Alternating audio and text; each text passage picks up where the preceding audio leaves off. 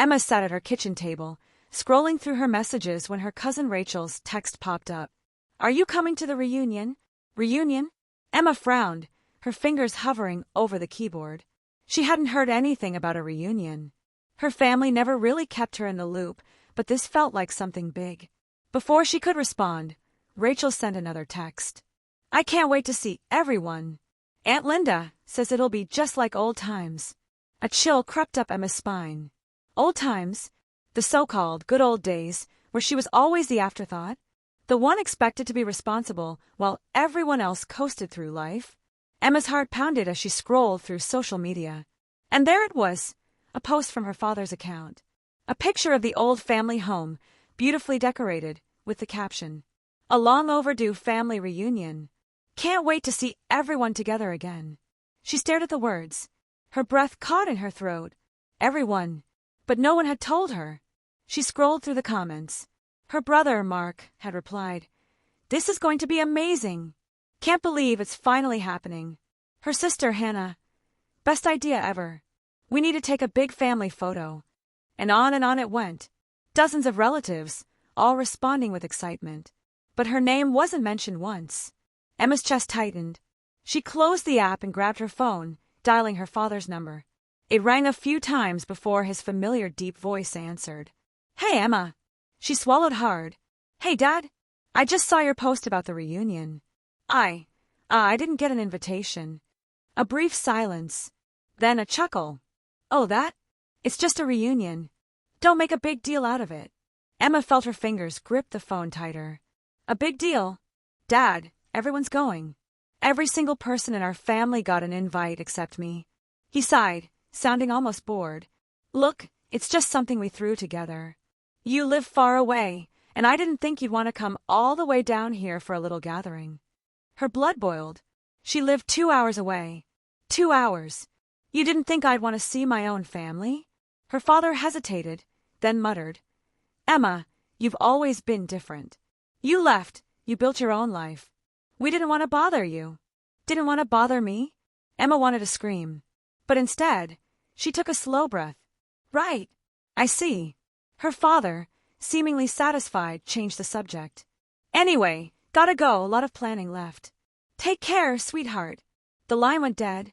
Emma stared at the screen, her heart pounding in her ears. They didn't want her there. Not because she was busy, not because she was far, but because, to them, she didn't belong. She wasn't invited to her own family's reunion. And the worst part, they didn't even think she deserved to be. Emma sat in silence, gripping her phone so tightly her knuckles turned white. "It's just a reunion. Don't make a big deal out of it." Her father's words burned into her mind. The casual way he had dismissed her, as if her absence didn't matter, as if she didn't matter. A hollow ache settled in her chest. She should have expected this. She should have known better than to think she'd ever truly belong. Memories clawed their way to the surface. She was never the favorite. Growing up, Mark and Hannah had always been the golden children, the ones who could do no wrong, the ones who were showered with praise and gifts. Emma, on the other hand, had been the responsible one. The one expected to pick up the slack, to sacrifice, to endure. When Mark wrecked his first car at 17, their father had laughed it off and bought him another.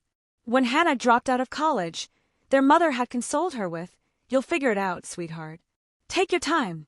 But when Emma, at 19, asked for help paying tuition for her final semester, she had been met with a cold stare and a simple, "You need to stand on your own 2 feet." So she did. She worked double shifts at a diner, took out loans, and pushed through. She graduated without a single cheer from her family. She should have cut ties then. But she kept coming back, hoping, naively, that one day things would change. 2 years ago, when Grandma died, Emma had returned for the funeral, expecting, just for a moment, to grieve alongside her family. Instead, she had found herself alone in a house full of familiar strangers. Mark and Hannah had laughed and mingled, their spouses by their sides, their father beaming at them like they were the center of the universe. Emma had sat quietly in a corner, clutching a framed photo of her grandmother, the only person who had ever made her feel seen. No one had asked how she was doing. No one had even noticed when she left. And now, here she was, once again cast aside. She stared at her father's post, the comments filled with love and excitement from people who were supposed to be her family. She wasn't angry. Not yet. Right now, she just felt numb. But that would change soon enough.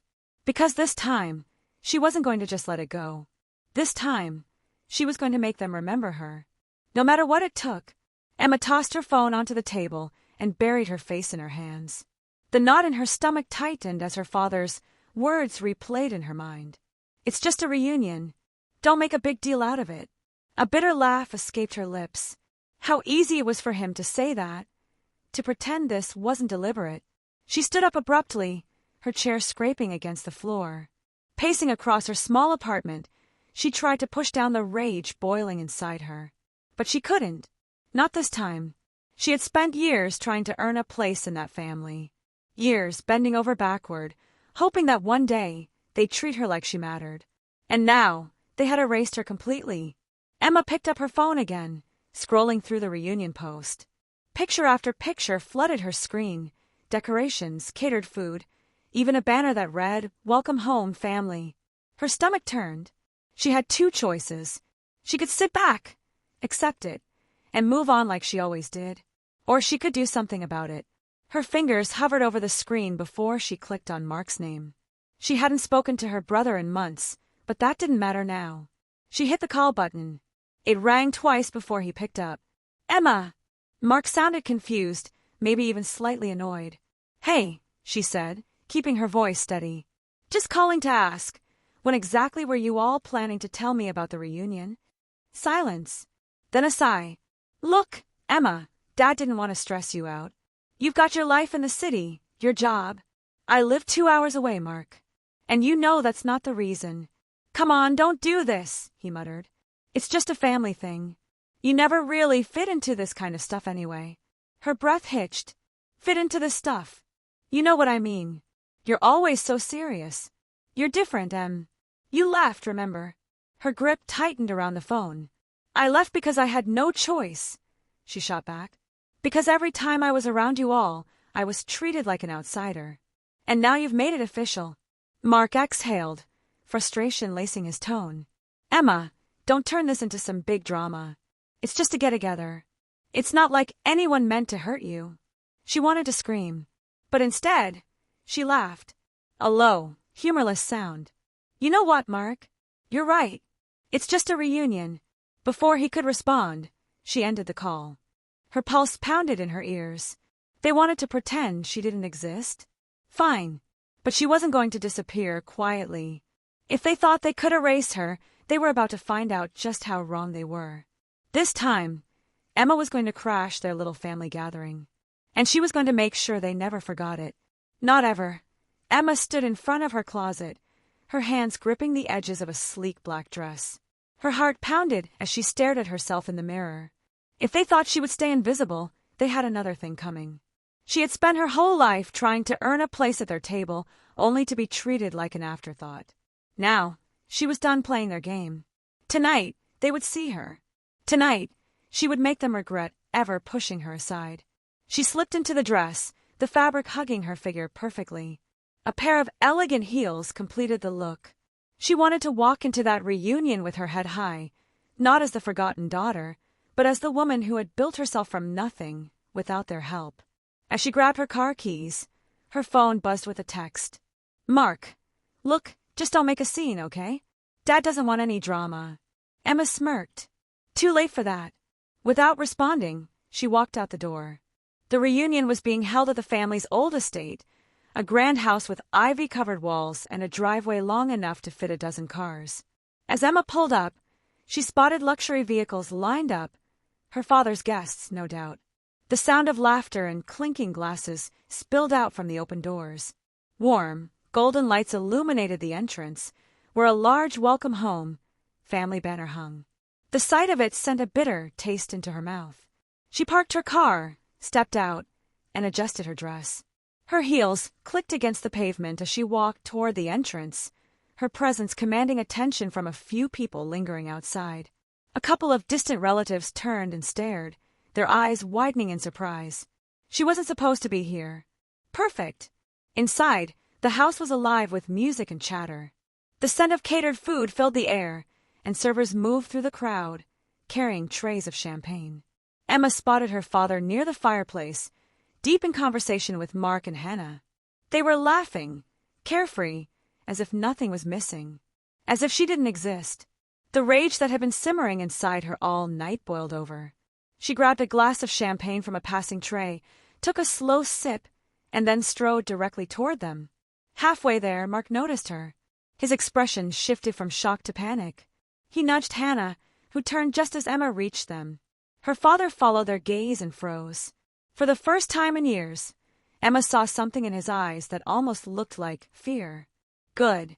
The room seemed to hush as people noticed her, the black sheep standing in the heart of the Golden family. She smiled, slow and deliberate. "Well," she said, her voice calm but sharp enough to cut through the silence. "I see my invitation must have gotten lost in the mail." Her father's jaw tightened. Mark took a step forward, lowering his voice. "Emma, this isn't the time." "No." She tilted her head, her tone still light, but her grip on the champagne glass tightening. "Because it looks like the perfect time to me." She turned to her father. "Tell me, Dad, was it just an accident? Did you really forget about me? Or was this just your way of finally saying what you've always felt?" He cleared his throat, his eyes darting around the room, aware of the growing audience. "Emma, this isn't necessary." "No," she said, stepping closer, lowering her voice, just enough that only he could hear. "What wasn't necessary was treating me like I don't exist. What wasn't necessary was pretending I was never part of this family." Her father inhaled sharply, but before he could respond, Emma turned away. She wasn't going to let him explain. There was nothing left to say. Instead, she raised her glass to the room. "To family," she said loudly, her voice carrying over the stunned silence. "To the ones who remember who we are, and the ones who pretend we don't exist." Then, with a smirk, she took a slow, deliberate sip. The tension in the room was thick. Mark looked horrified. Hannah clutched her wine glass, her mouth slightly open. Their father was speechless. Emma set her glass down and walked away, leaving them to stew in their own discomfort. They wanted to erase her. She had just made sure they would never forget her. Emma stepped out onto the balcony, the cool night air washing over her heated skin. Inside, she could hear the whispers and hushed murmurs that had erupted after her toast. Good. Let them talk. She took a deep breath, gripping the railing. She should have felt satisfied. She had walked in, made her presence known, and left them speechless. But instead of satisfaction, a familiar ache settled deep in her chest. She had wanted this to feel like a victory. She had wanted to prove that she was stronger, that their rejection didn't matter. So why did it still hurt? She barely had time to collect herself before the sound of hurried footsteps echoed behind her. "Emma!"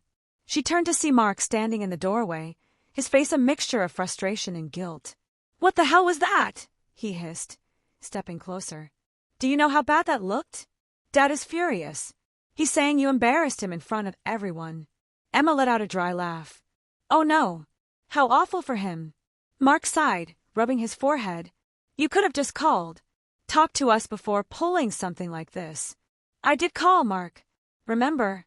And you told me I don't fit into this kind of stuff." Mark flinched, guilt flickering across his face. "I didn't mean it like that." "Then how did you mean it?" Emma crossed her arms. "Because from where I'm standing, it sounded exactly how it was meant to." Mark looked away, his jaw tight. "Look," she continued, "I spent years waiting for all of you to see me, to acknowledge me, but I get it now. I was never really part of this family, was I?" His silence was answer enough. Emma swallowed the lump in her throat and nodded. "Right. That's what I thought." She turned to leave, but Mark grabbed her wrist. "Wait." She hesitated, glancing down at his hand. "What?" It wasn't just Dad's decision. His voice was quieter now, filled with something that almost sounded like regret. "Hannah and we didn't push for you to be invited either." Emma blinked. "Why?" Her voice was barely above a whisper. Mark sighed heavily, running a hand through his hair. "Because you're different, Emma. You always have been. And maybe that scares us." She stared at him, stunned. "Scares you?" she repeated. "I spent my entire life trying to be good enough for this family. And you're telling me that I was never the problem, You were just afraid? Mark exhaled. You always made us feel small. You were the responsible one, the one who had a plan, the one who actually made something of yourself. And Dad doesn't like being reminded that he never helped you. Emma's breath caught. She had always assumed they ignored her because they didn't care. But they had shut her out because she was a reminder of their own failures. A sad, bitter laugh bubbled up in her throat. So instead of facing that, you all decided it was easier to pretend I didn't exist. Mark looked away. Yeah, I guess we did. Emma's hands trembled, but not with anger this time. It was something deeper. And do you regret it? She asked. Mark met her gaze, and for the first time, she saw something real in his eyes. Yeah, he admitted. I do. Emma swallowed hard, nodding slowly. Good. She pulled her wrist free and walked away. She wasn't sure if she would ever forgive them. But for the first time, she wasn't searching for their acceptance anymore. She didn't need it. And that, more than anything, was her real victory. Emma walked down the long hallway, her heels clicking against the marble floor. She could still hear the party continuing behind her, laughter, music, the sounds of a family she was never truly part of. But she wasn't leaving just yet. She wanted one last conversation. Her father. She found him in his study, where he always went when he wanted to escape from the noise. He was standing near the bar, pouring himself a glass of whiskey. The tension in his shoulders told her he had been expecting this confrontation. You didn't have to come, he said without turning around. And yet, here I am, Emma replied, stepping into the room and closing the door behind her. Her father took a slow sip before finally looking at her. His expression was unreadable, but there was something cold in his eyes, something that had always been there when he looked at her. You made quite the scene tonight, he said. Emma smirked. You gave me no choice. Her father sighed, setting his glass down. Emma, this was supposed to be a family gathering, a night to bring everyone together. And instead, you turned it into a spectacle. She let out a humorless laugh. That's funny, considering I wasn't even invited. His jaw tightened. I didn't think you'd want to come. Or maybe you didn't want me there, she shot back. Silence. A heavy, suffocating silence. Emma took a slow step forward. You spent years pushing me aside, treating me like I was nothing. But not once did you ever tell me why. So tell me now, Dad. Why? Her father exhaled through his nose, swirling the whiskey in his glass. Because you remind me of your mother. Emma froze. That she hadn't expected. Mom, she repeated. He nodded, his eyes distant. She was stubborn, always challenging me, always questioning my choices. And you're just like her. Emma felt a lump form in her throat. She loved you. And yet she left. His voice was bitter. She walked away and never looked back. And you had that same fire in you. I knew one day you'd leave too. Emma inhaled sharply. So instead of being a father, you decided to push me out first. Her father looked at her then, his expression unreadable. I didn't want to get close to you, Emma, because I knew that one day you'd leave me just like she did. Her heart twisted. 4 years, she had believed he didn't care about her, that he simply didn't love her the way he loved Mark and Hannah. But now she realized the truth was even more painful. You never even gave me a chance, she whispered. Her father's lips pressed into a thin line. No, I didn't. Emma let out a shaky breath. And do you regret it? For the longest time, he said nothing. Then quietly he responded, No. Emma's stomach dropped. Her throat burned, her vision blurred, but she forced herself to stay strong. She had spent too many years hoping for something that was never going to come. She wasn't going to make that mistake again. She straightened her shoulders and nodded. Then I guess we're done here. She turned to leave. Emma! She stopped but didn't turn around. Her father's voice was softer now. You're stronger than I ever was. A single tear slipped down her cheek, but she didn't let him see it. Without another word, she walked out of the study, closing the door behind her.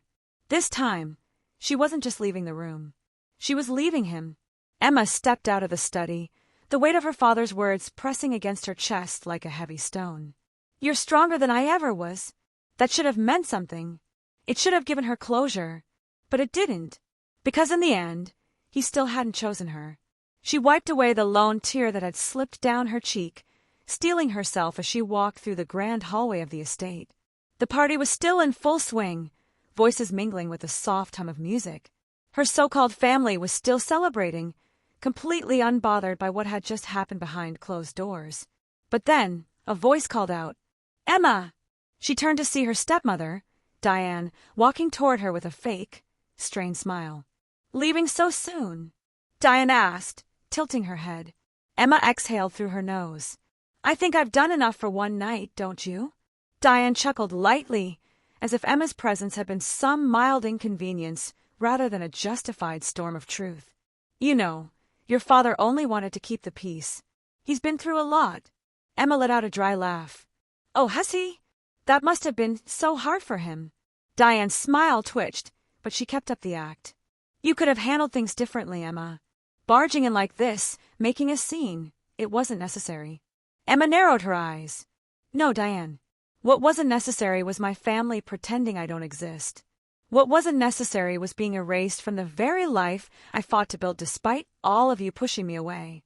Diane sighed dramatically, shaking her head. "You always do this. You always have to be the victim." Emma clenched her fists, but before she could respond, another voice cut in. "She's not the victim. She's the survivor." Emma turned and saw Ethan, her closest childhood friend, standing just a few feet away. He had been there at the party all along, watching everything unfold. Diane's face soured, as if she had just been caught in a lie. "This is a family matter." Ethan smirked. "Oh, that's funny, because from what I can see, the only real family Emma has is herself." Emma felt a warmth spread through her chest at Ethan's words. Diane scoffed and folded her arms. "You think you're so much better than us, don't you?" Emma stepped forward, her voice calm but firm. "No, Diane. I don't think I'm better. I think I'm free." She turned to Ethan, giving him a small nod before walking past Diane without another word. She didn't need their validation. She didn't need their apologies. She was done waiting for love from people who had never truly given it. As she reached the front door, Ethan followed, stepping in beside her. "So," he said, smirking, "where to next?" Emma looked at him, then back at the grand house she was leaving behind. "Anywhere but here." And with that, she stepped out into the night, finally, completely and unapologetically free. The cold night air wrapped around Emma as she stepped outside, her heart pounding with a strange mix of relief and sadness. The weight of her past, of years spent chasing a family that never wanted her, was finally lifting. Ethan walked beside her, hands in his pockets, waiting for her to speak first. He always knew when she needed space. They reached her car, but Emma didn't open the door. Instead, she turned back, looking at the grand estate, the house that had never really felt like home. Inside, the party continued. The laughter, the music, the celebration, all without her. And that was the moment she realized she was done trying to belong in a place that had never welcomed her. "Do you regret coming?" Ethan finally asked. Emma exhaled slowly, shaking her head. "No. I needed to see it for myself. I needed to hear it from him. And—" she swallowed hard. "And now I know. He never wanted me. Not really. And no matter what I did, how hard I tried, I was never going to be enough for him." Ethan nodded, as if he had always known the answer but had been waiting for her to see it too. "So what now?" Emma thought about that. For years, her decisions had been shaped by them, by the hope of proving herself, of finally being accepted. But now she had a choice. She could spend the rest of her life holding on to anger, or she could let it go. She could keep fighting for love from people who didn't deserve her, or she could walk away and build something new. "Now," she said, a small smile forming on her lips, "I start over. On my terms." Ethan grinned. "I like the sound of that."